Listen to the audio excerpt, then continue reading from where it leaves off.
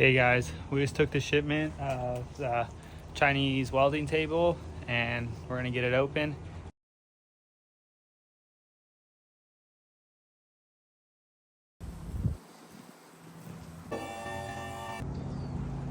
Starting to lay out all the fixturing stuff. It's all looking really nice quality. So I got these arms. So if I remember doing the handrail that's really big, I can extend them on both sides. Makes it about like 16 feet long if I add all these together.